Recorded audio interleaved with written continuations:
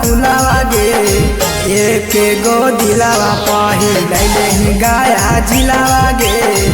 एक गो दिलावा पहिलैले ही जमुई जिलावा गे। तोरे चलते छौरी एक दिन लाग जैतौ लीलावा गे। तोरे चलते छौरी एक दिन लाग जैतौ लीलावा गे। एक गो दिलावा पहिलैले ही गया जिलावा गे। एक गो दिलावा पहिलैले ही जमुई जिलावा गे। Bholenath recording studio Kariyatpur.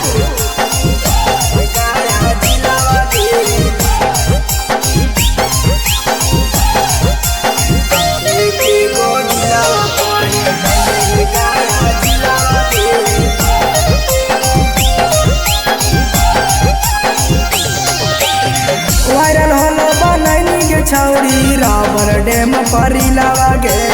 Viral होलो बनैनी गे छौरी सीता कुंडा परिलावा गे।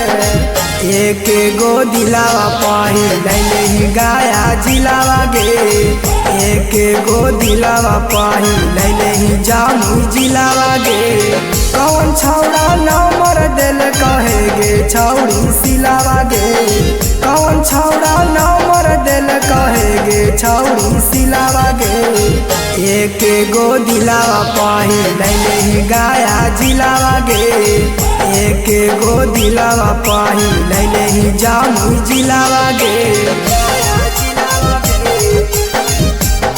Mix by Ranjit Yadav.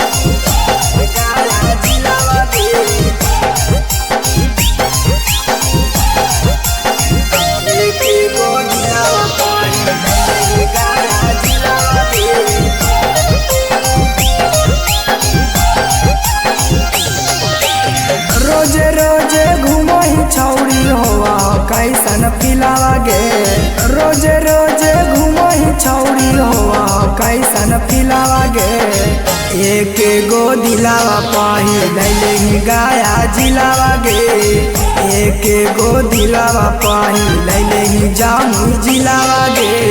Writer सिख सरवा के दिलवा में ठोक देनी किलावा गे। विशाला बेदर्दी के दिला में ठोक देनी किलावा गे।